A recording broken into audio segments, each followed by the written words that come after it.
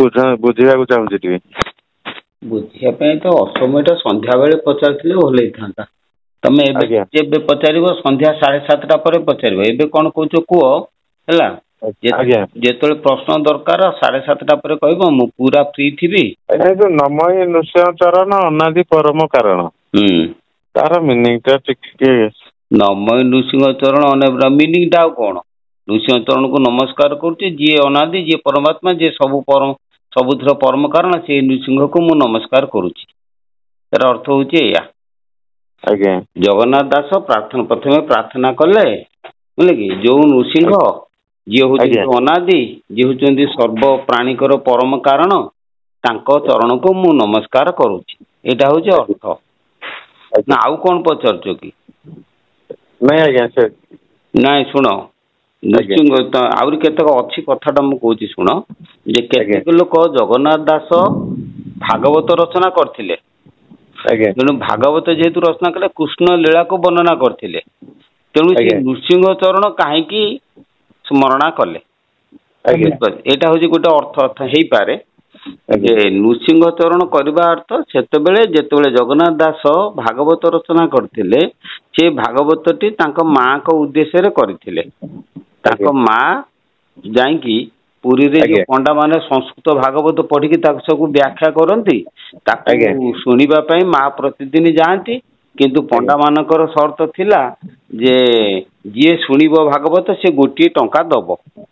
କିନ୍ତୁ ମା ପାଖରେ ଟଙ୍କା ନଥିବାରୁ ମା ଆଉ ଯାଇପାରିଲେନି କି ଶୁଣି ପାରିଲେନି। ଯଦିଓ ମା ଯାଇଥିଲେ, ପଣ୍ଡା ମାନେ ତାଙ୍କୁ ବିଦା କରିଦେଲେ, ସେ ଜାଗାରୁ ଉଠେଇ ଦେଲେ, ଯେ ଶୁଣିବା ପାଇଁ ମନା କଲେ। ମନା କରିବାରୁ ମା ଦୁଃଖରେ ଆସିକି ଘରେ ବସିଥିଲେ। ତାପରେ ସେଇଠୁ ଜଗନ୍ନାଥ ଦାସ ଆସିକି ପଚାରିବାରୁ ସେ ପୁଅ ପାଖରେ ମା ସବୁ କଥା କହିବାରୁ ଜଗନ୍ନାଥ ଦାସ କ'ଣ କଲେ, ଯେ କହିଲେ ଠିକ ଅଛି, ଆଉ ତତେ ସେଠିକି ଯିବା ଦରକାର ନାହିଁ, ମୁଁ ଓଡ଼ିଆରେ ଭାଗବତ ଲେଖୁଛି, ତୁ ଶୁଣିବୁ। ତେଣୁ ସେ ଓଡ଼ିଆରେ ଭାଗବତ ରଚନା କଲେ ଏବଂ ମାଙ୍କୁ ଶୁଣେଇଲେ। ଓଡ଼ିଆ ଭାଗବତ ଏତେ ଆଦୃତ ହେଲା, ଏତେ ସୁନ୍ଦର ହେଲା, ଯୋଉଥିରେ ସବୁ ଲୋକ ଧାଇଁଲେ ସେ ଭାଗବତ। ପଣ୍ଡା ମାନଙ୍କୁ ଛାଡିକିରି ଜଗନ୍ନାଥ ଦାସଙ୍କ ପାଖରେ ଆସିକି ଭାଗବତ ସେମାନେ ଶୁଣିଲେ। ଯେତେବେଳେ ଜଗନ୍ନାଥ ଦାସ ପାଖରେ ଭାଗବତ ଶୁଣିଲେ, ସେଠୁ ପଣ୍ଡା ମାନଙ୍କର ହିଂସା ହେଲା। ତେଣୁ ପଣ୍ଡା ମାନେ ଯାଇକି ରାଜାଙ୍କ ପାଖରେ ଗୁହାରି କଲେ, ଖଚ ମିଛ କହିଲେ, ନାନା ପ୍ରକାର ତା ବିରୁଦ୍ଧରେ ଲାଗିଲେ। ଯେତେବେଳେ ଲାଗିଲେ, ତେଣୁ ଜଗନ୍ନାଥ ଦାସ ଚିନ୍ତା କଲେ ଯେ ଭଗବାନ ନୃସିଂହ ଅବତାରରେ ହିରଣ୍ୟକଶିପୁକୁ ବିଦାରଣ କରିଥିଲେ। ତେଣୁ ନୃସିଂହ ହଉଛନ୍ତି ଶତ୍ରୁ ନାଶନ। ତେଣୁ ତାଙ୍କର ଶତ୍ରୁ କିଏ? ସେ ପଣ୍ଡା ମାନେ।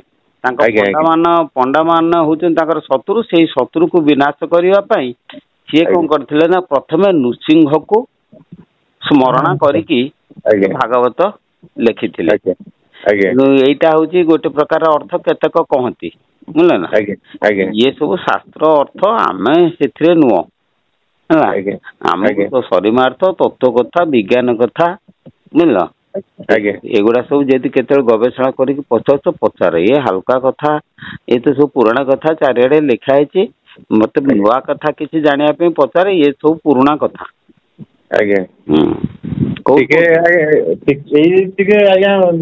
ତାଙ୍କୁ ଚର୍ଚ୍ଚା, ଆମର ଜଣେ ଭାଇ ଅଛନ୍ତି, 2 ଜଣ ଯାକ ଆମେ ଟିକେ ଚର୍ଚ୍ଚା କରୁଛ, ମେଡିକାଲ ଷ୍ଟାଫ୍। ଆମେ ଚର୍ଚ୍ଚା ଭିତରେ ସେ ମତେ ଏଇ ଗୋଟାକ କହିଲେ, ଟିକେ ତମେ ପଚାର। ମୁଁ କହିଲି ହଉ ଠିକ ଅଛି।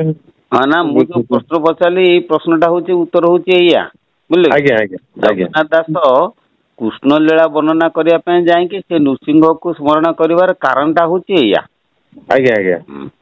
ଆଉ ଠିକ ଅଛି, ତମେ କୋଉଠୁ କହୁଥିଲ? ଭୁବନେଶ୍ୱର।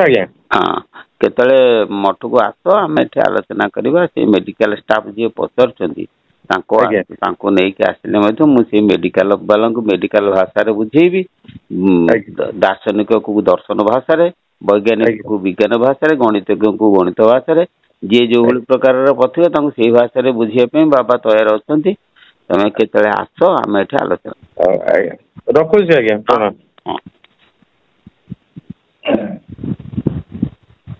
ବ୍ରହ୍ମଚାରୀ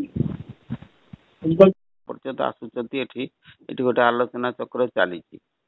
ଆସିଲେ ଭଲ, କିଛି ଅସୁବିଧା ନାହିଁ, ଆସିବ ଆଉ।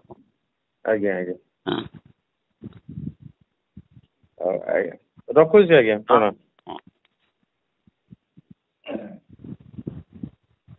ବ୍ରହ୍ମଚାରୀ ମୁଁ କହିଲି